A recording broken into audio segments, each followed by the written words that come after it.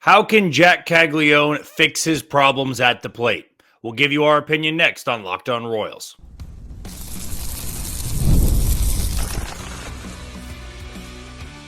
You are Locked On Royals, your daily Kansas City Royals podcast. Part of the Locked On Podcast Network, your team every day. You are tuned into another edition of Locked On Royals in the Locked On Podcast Network. I'm your host, Jack Johnson, and you can find me on Twitter at JohnnyJ_15. That's at JOHNYJ_15. You also can catch us on wherever you listen to your podcast. That can be Spotify, Apple Podcast, Amazon Music, Google Podcast, Odyssey, and YouTube. Just be sure to hit the follow button and subscribe. For you first-time listeners wondering how we do it on this channel, we bring you episodes Monday through Friday, 30-minute episodes. And pretty much now, moving forward, I'm going to be much better about those quick 60-second YouTube shorts. Was at a wedding this past weekend, so just wasn't able to get up as many, but shouldn't have any issues now for quite some time. But if I do ever miss a YouTube short, you can catch our Royals postcast, which is hosted by Chance Lebo. He comes to you live after each and every Royals game for about 15 minutes. Before we get started, I want to tell you that today's show is brought to you by FanDuel. Right now, new customers can get $150 in bonus bets when your first $5 bet wins. So get started today over at FanDuel. It feels like forever since the last time I've done a show and was able to do it on StreamYard. Kind of workshopped it in my own way, had to reschedule a couple times for people to come out and fix whatever the issue was. So tried to get things rolling here, but it feels like a long time since the last StreamYard episode that we've had. We've had to do it on Zoom a few times, but who knows? Maybe that was the issue with the Royals and why they couldn't get anything going at Kauffman Stadium in the month of June, why the offense continued to struggle, be so up and down. But let's dive right into it. Jac Caglianone is someone that has become a focal point of these struggles. And though it's unfair to put that type of pressure on a 22-year-old, someone that barely spent any time at the minor league level, it is unfair to an extent. However, this is a player with, star status, it feels like, where if you're going to be promoted nationally, and not all of that is really in his hands, he's not able to control that. If the MLB account and ESPN is promoting his minor league home runs, his spring training home runs, but we knew there were going to be struggles, and we knew it would be a little bit unfair to point him out as one of the issues of this offense. But now he's about 87 at-bats in. He's hitting under 170. He's not hitting for much power. He's striking out a lot more. I mean, it really feels like he's lost at the plate. And for a lot of you out there that were skeptical about the decision to bring him up, you have your ammo right now. I mean, no one can deny that. Through 87 at-bats, you have your ammo if you were not on board with the call-up Jack right now. He doesn't need much time in AA or AAA. He can hit at the big league level. Well, through these first handful of games, these handful of at-bats, you would be proven right. Because outside of his 2 home run game in Arlington and his 4-hit game in Chicago, it hasn't been that good. There have been moments, there have been bright spots that you can talk about and look to the future and say, hey, these struggles will be worth it. They will be worth it at one point in time. And when we get to that point in time, we can all look back and chuckle about the way we felt about Jac Caglianone. But as I'm watching him in the Dodgers series, and of course, we all know the at-bat that I'm referring to, the double play, first pitch, 9th inning, all he needed to do was have a well-placed ground ball, which this one wasn't, or a fly ball to the outfield, and this game is tied, or better yet, they could win the game. And you are seeing the body language. I was about to say the body emotion, but the body language is showing a little bit more. You can clearly sense that he's frustrated. And my mind's starting to spin a little bit of, well, what is the issue? And how can he fix it? That's the most important thing here. What has happened has happened. We can't go back and change Friday's at bat. We can't go back and change his hat trick game on Saturday. We can't go back over these last 30 at bats where he has 1 hit or 2 hits and change the outcome. It's now about the future. how can you get Jac Caglianone in a better place? Because they're not going to be able to ever get this offense going if the three outfielders are doing what they're doing right now. And that was a point I did discuss when Jac Caglianone was promoted. You weren't getting much from right field anyway, so it can't be worse. Well, the numbers would tell you as of right now, they have been a little bit worse. Still, his potential, his ceiling, give you more reasons to play him every single day in right field. And so the fix is a little bit on him. I believe it's on the philosophy, and it's a little bit on who's behind him. Let's start with who's behind him. This is going to be a grind for the Royals and for Jac Caglianone if he's got Mark Canha hitting behind him, Drew Waters, Nick Lofton, John Rave. They're never going to throw him more than one meaty pitch in at bat. If he's going to be so aggressive, though, he may not get any pitches to hit in that at bat. And they might get him to roll over on the first pitch or pop up or strike out. And there's zero protection behind him. I don't know if you hit him fifth and then you move Salvador Perez down to the sixth hole. But with the way that Salvi's been playing this year, it's not the same threat that we're all accustomed to. But I would at least contemplate putting somebody behind Jac Caglianone where it's not just so easy as a pitcher to go, I can go, work around him here. Because even if he gets on, he walks, right? Or he singles, the guy behind him's not getting on base. And how often have we seen this year that they go to the bullpen? They want lefty on Jac Caglianone. I mean, it almost feels jarring that there's been so many pitching changes to just exploit that weakness of his game. And it's the big leagues, right? So the ground ball rate, that's got to change. That has to be an adjustment where he is too powerful of a hitter to just be scorching the ball on the ground. You have to elevate there. And no, I'm not talking about pop-ups, but how many times have we discussed, man, if he just got an inch or two or a centimeter below where he just hit that, it's 440 feet, from home plate. I mean, absolutely demolished. And this is a growing process. It is a learning process. And it's not going to be solved in 87 at-bats. And I got asked this question yesterday of, what are they going to do? Should they demote him? And I don't believe they should demote him because who else do you want out there? No, that's my main question. Who's he taking at bats from that you really want to see take at bats? I'm fine with Jac Caglianone playing over John Rave and Nick Lofton. I'm fine with him playing over Tyler Tolbert and Mark Canha, over Cam Devaney if he could move around a little bit more. Michael Massey when he comes back and he has to play the outfield. But I'm more so talking about right field. There is nobody in the organization right now that you would rather have taking at bats over Jac Caglianone. I don't care if the struggles continue on this road trip. The upside is too high. It's too high to abandon it after 87 at bats. After 87 games, if he's hitting 160, then maybe you need to reassess something. But the season will be over at that point, 87 games later. It'll be far from over, or far from, its conclusion. But these struggles I keep referring back to, you can see the lost element. He doesn't really know what's coming. And I'd imagine that pitchers are attacking him in a couple different ways. Either one, they get him so over aggressive in the first at bat that he goes up to the plate the second time going, I need to be more patient. And then boom, fastball right down the middle, strike one. Now he's got his mind screwed up a little bit of, well, what's coming next? Are they going to give me another hittable pitch? Well, likely not. Maybe slider down in the way, slider down in this back foot. And the results have not been there. Still, where this team is at, I do not see it as an issue to keep playing him. He might need an off day.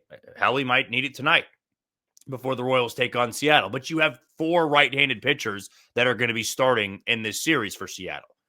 So why not give him the opportunity to continue to play? He's not taking at bats from anybody you want to see out there. If there is somebody, please leave a comment below on this YouTube channel or leave it when I post it on Twitter. But to me, you got to let him play through this. And the results may not be there in year one, but the Royals are 39-45. If they were a game back of Detroit and they were hunting for that number 1 seed, you may still look at it and say, oh, get him to play through it because they've got such a cushion right now in the playoff race. Or you could be looking at it of, we got to upgrade now. We cannot have somebody in right field hitting 165 and striking out damn near 30 to 35% of the time. But the Royals are in a spot where, yes, they have to start winning games, but they're not going to be able to be a playoff team and a legitimate threat unless they get him going. Because the other outfielders, we know what they are at this point. Drew Waters, Kyle Isbell, Mark Canha, John Rave. We know what they can be. Maybe I'll exclude John Rave there because he's still technically a rookie. I might throw Nick Lofton in there. A couple of the other guys, we know what they are. And for Jac Caglianone, the ground ball rate way too high. I'd like to see him elevate the ball a little bit more. I'd honestly be okay with him and his aggressiveness. The numbers were posted on the broadcast last night. His average is higher swinging first pitch than he is after taking the first pitch. Seattle, they've got great arms. And don't look at the ERAs. George Kirby's a good pitcher. Emerson Hancock's a good pitcher. Logan Gilbert's a stud. Brian Woo's a stud. But these are the type of at-bats he needs. He's got to grow. He's got to learn from it. I'm not saying you beat it into submission if he's hitting $120 by August, that you don't demote him. But as of right now, there's nobody else in the organization I would rather be in right field taking at bats from Jac Caglianone.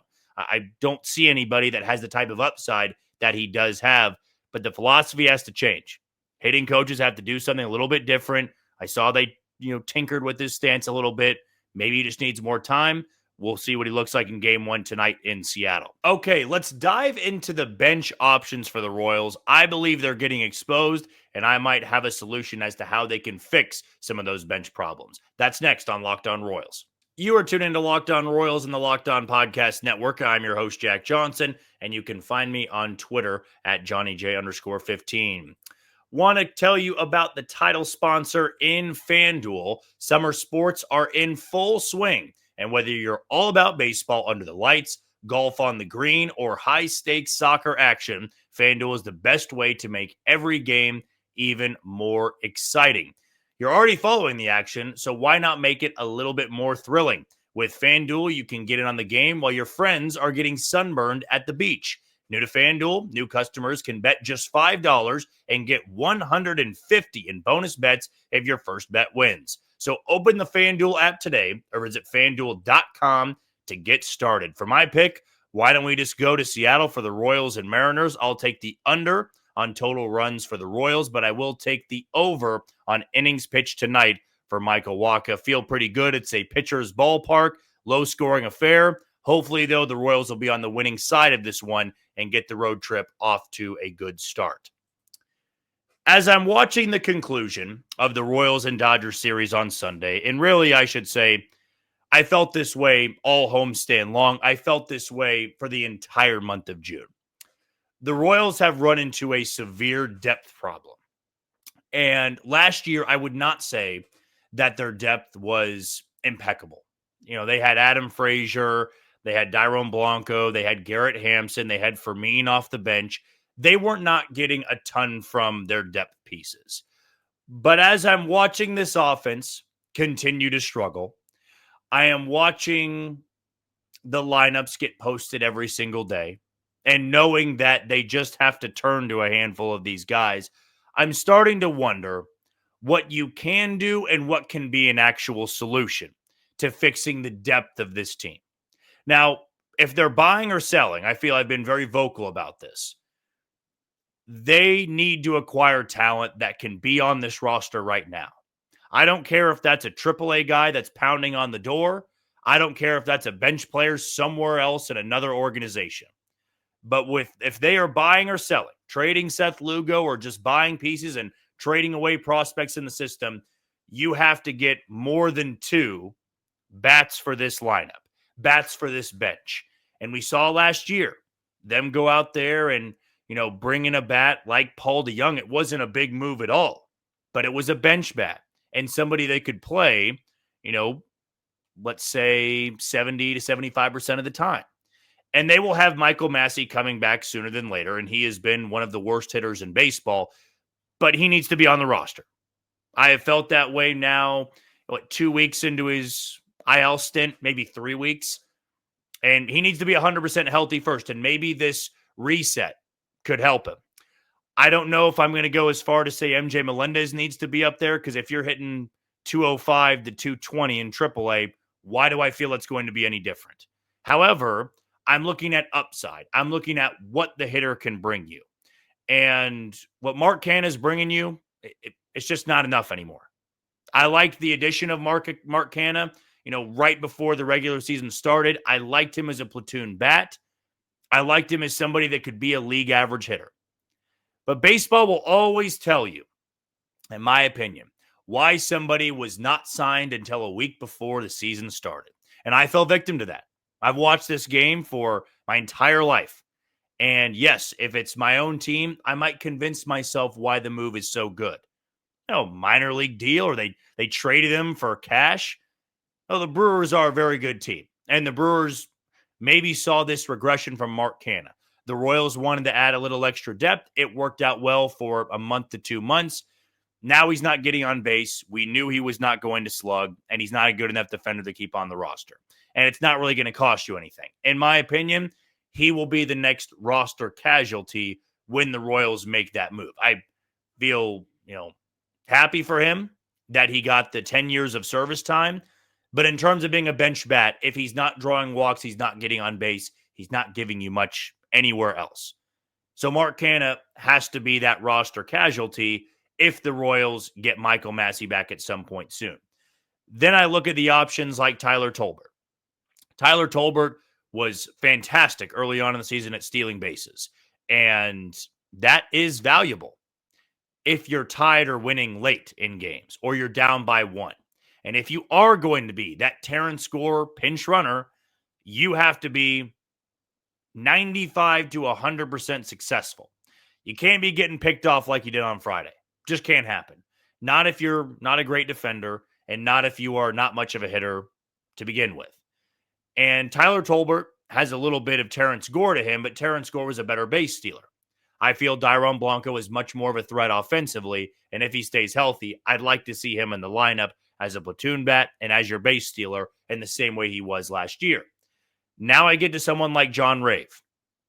John Rave is someone that absolutely earned his opportunity. He had put in his time at the minor league level. He had just grinded his way through each and every season to earn this shot, and he's not been an everyday player. But for what you're looking for, what you need, it's just not enough.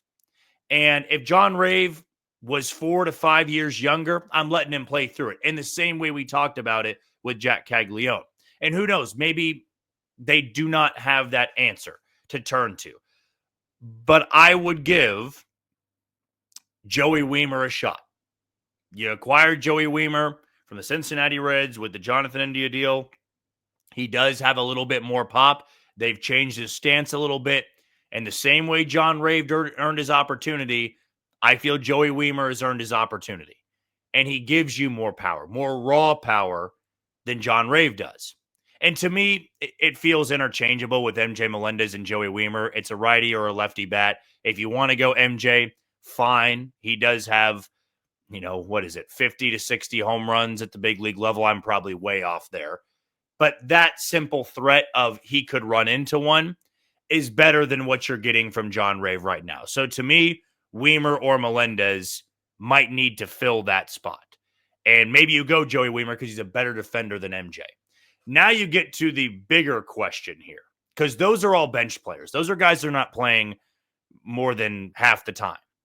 You've got Kyle Isbell in center. He's not going anywhere. Defense is too good, and the Royals are not going to move him off the starting position there. Jac Caglianone ain't going anywhere. He's going to be playing there likely the rest of the year unless it gets really, really bad. And then in September, you say, let's just go finish out the year in AAA. We're not playing for a playoff spot, and let's get the confidence back up and head it into the offseason. That's the only way I really see it happening. In left field, that's where I believe you have to make the decision when you're buying or selling who you're looking for. Because Drew Waters, to me, is just what has happened, which I've already said before in this episode, but he was able to handle that job for as long as he could. Now you're getting a well below average bat with below average defense.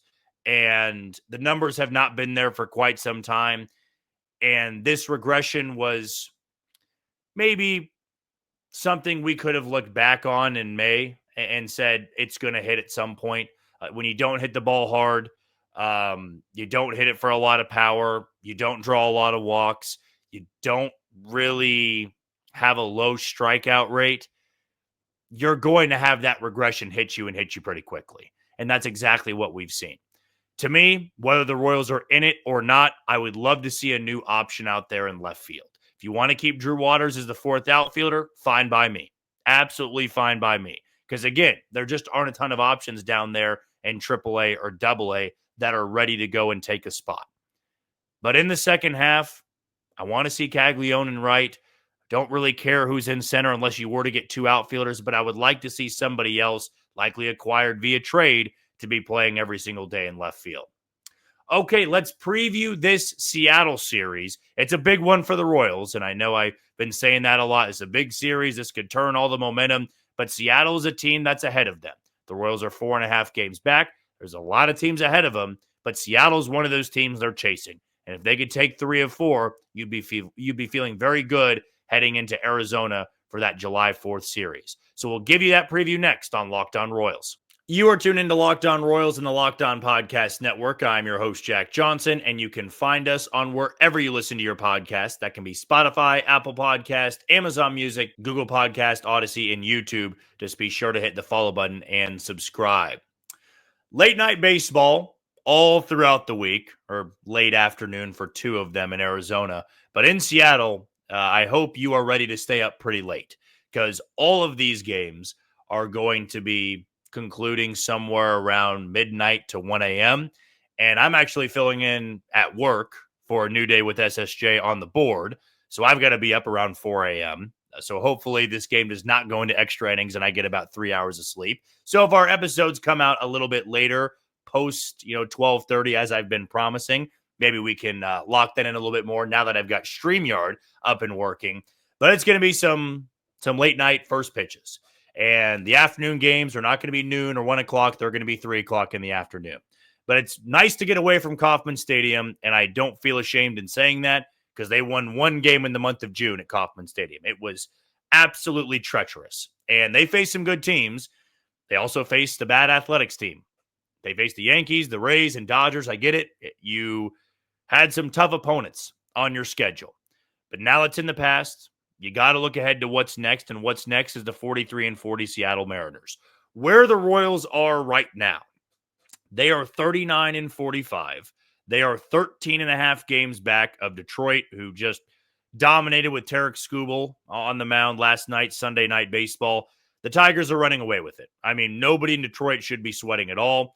They are 11.5 games up on Cleveland, second place in the division, and I want to say that is, by far and away the largest lead in any division. As for Seattle, they are 6.5 games back of the Houston Astros. They have just a 2-game lead on the Angels, who have played 500 ball for this entire season. But the Royals, 39-45, they're 2 games back at second place, 13.5 games back at the Tigers. And as for the wild card picture, which you need to be focusing on, they're 4.5 games back. The teams that are ahead of them, you've got Tampa Bay, who's looks like that would be 8 games ahead of them in the wild card race. The Blue Jays are 6.5 games ahead of them. They're 4.5 back at Seattle. They are also behind the Angels, the Rangers, Cleveland, Boston, and Minnesota. You still have a lot of time, but you don't have a lot of time before the trade deadline to seriously make up some ground to convince a lot of people that you are going to be contending in the second half of the season. Game 1 tonight begins at 5:40. It'll be Michael Wacha on the bump going up against George Kirby, who's made only 7 starts this season. Not very good starts, though he did throw a quality start last time out. Kirby's 1-4 with a 5.40 ERA. And here are some of the numbers that the Royals have against him. Freddie Fermin, 2 for 5 in his career off of him. Maikel Garcia is 0 for 9. Vinny Pasquantino is 0 for 5. Salvi's 0 for 5. The best hitter by far and away for the Royals in 9 at-bats was Bobby Witt Jr. He's hitting .444 and OPSing north of 1,100 against Kirby in his career. Wacha does have pretty solid numbers against the majority of the Mariners lineup. Julio Rodriguez is hitting just .273 off of him. Cal Raleigh, who's been one of the stories of baseball, he's actually 0 for 10 in his career off of him. Jorge Polanco is 2 for 10. Dylan Moore 0 for 7. J.P. Crawford does have the best numbers in I wouldn't say a large amount of plate appearances. He only got 14 at bats against him, but he's OPSing north of 1,000. And Randy Arozarena also has 16 at bats against Waka, but he's hitting just 125. So that'll be game one in Seattle tonight. Kirby, again, a 5.40 ERA, though a league average whip. His last outing was against Minnesota on the road, 6 innings, just 1 earned run on 3 hits. Also threw 5 innings, a 2-run ball against Cleveland back on the 14th of June, but did give up 4 runs on 7 hits against the Cubs back on June 20th. As for the second game of this series, it'll be Michael Lorenzen getting the ball against Emerson Hancock. Emerson Hancock is 3-4, the 5.30 ERA. He's definitely the weakest starter of the 4 the Royals will be seeing in this series. He doesn't strike out a lot of guys, just 52 and 71 in the third innings, a whip that is north of league average. He's got a 4.50 ERA in his last 7 starts, though did have a fine start against the Twins last time out, 2-run ball in 5 innings. He got shelled by the Cubs, but the Cubs have been shelling a lot of teams this year. But that was also coming off 7 shutout innings against the Cleveland Guardians, whose offense is really, really going through it. At least they were at the tail end of June. Michael Lorenzen, though, you got to give him credit. The Royals haven't been winning a lot of games, but he's been more efficient over his last 4 to 5 outings. Against the Athletics, he threw a quality start. Against San Diego, gave him just 2 runs in 5 1/3. And then against Tampa Bay, outing kind of got away from him, gave up 4 earned runs in 5 2/3, but he was 3 outs away from a quality start and just 2 earned runs allowed. And then they had the back-to-back home runs there. Not excusing it. It wasn't a great outing, but where he was in the 5 previous outings before these last 4, it wasn't very good at all. And we were talking about the Royals maybe having to move him from the rotation. So I tip my cap. He's been much better over the last 4 starts. We'll see if he can continue it against Emerson Hancock on Tuesday night. Wednesday's game will be Noah Cameron, of course, making his first start against the Mariners in his career. Logan Gilbert will be getting the ball for Seattle. Just 45 2/3 innings this year, made just 9 starts for the Mariners. It's been a slow buildup for him. That's one thing with this Mariners rotation. They were one of the best in baseball last year, but they've had some guys that were banged up. As for Logan Gilbert, he was the stud, in my opinion. I want to say he was my pick last year to win the American League Cy Young before Skubal went into a different stratosphere when talking about dominance from a pitcher in the American League. But Logan Gilbert, I still really enjoy watching pitch. He just hasn't been as electrifying this year. He did have 10 strikeouts against Boston back on June 16th, gave up just 2 runs. But in his last 3 starts, he has failed to get to the 6th inning. Went 5 innings against Boston, 5 against Chicago, gave up 4 runs on 8 hits. And then last time out against the Rangers, a lineup that is struggling just like the Royals, he gave up 4 earned runs on 5 hits in 5 1/3. Though in his last 7, he's given up, looks like, just 14 earned runs in 33 2/3 innings. So that'll be Wednesday night's game. Noah Cameron, his 2-4 record at 2.79 ERA, going up against Logan Gilbert, who is 2-2 with a 3.55 ERA. And then to close the series in Seattle at T-Mobile Park, it'll be Seth Lugo, the Royals' #1 trade chip, and their hottest pitcher. His ERA now down to 2.74, coming off his 5 2/3 outing where he didn't allow a run to the reigning world champs in the Los Angeles Dodgers. And Brian Wu, one of the better young right-handers in the game, he will be going for Seattle. This one, a first pitch again of 9:10 p.m. Central Time. Brian Wu, 7-4 on the season at 2.93 ERA and 101 1/3 innings pitched, a whip that is well below league average at 0.97. In his last 7, a 3.30 ERA. In his last 15 starts, a 3.02 ERA. He's been on a bit of a heater over his last 3. He had a quality start against Texas, had 6 shutout innings with 9 strikeouts. Then he had 6 innings, a 2-run ball against Minnesota. He struck out 9. And then against Boston, allowed just 1 hit over 7 shutout innings. He struck out 7 and walked just 2. If I am correct here, before pulling up the notes I have on this, The Royals do not have very good numbers at all against Brian Wu and not much experience against him. Yep, Bobby Witt Jr. is 0 for 2, Salvador Perez 0 for 2, Vinny Pasquantino 0 for 2, Kyle Isbell 0 for 1. Freddie Fermin, the only Royal with a hit against Brian Wu in his career against the Royals. So that'll round out the series before the Royals will head off to the desert to take on the Diamondbacks over 4th of July weekend. It'll be Seth Lugo going up against Brian Wu. Well, that'll do it for another edition of Locked On Royals in the Locked On Podcast Network. I have been your host, Jack Johnson. Thank you for making Locked On Royals your first listen today. For your second, check out the all-new Locked On MLB Game Night. Every game, every night, all season long. Get local analysis on a national scale and find MLB Game Night on Locked On MLB on YouTube or wherever you listen to your podcast. Tomorrow, we're going to be breaking down what happened in Game 1. And next, maybe talking about what the Royals could get if they were to shop Seth Lugo. But until tomorrow, you take it easy, Kansas City.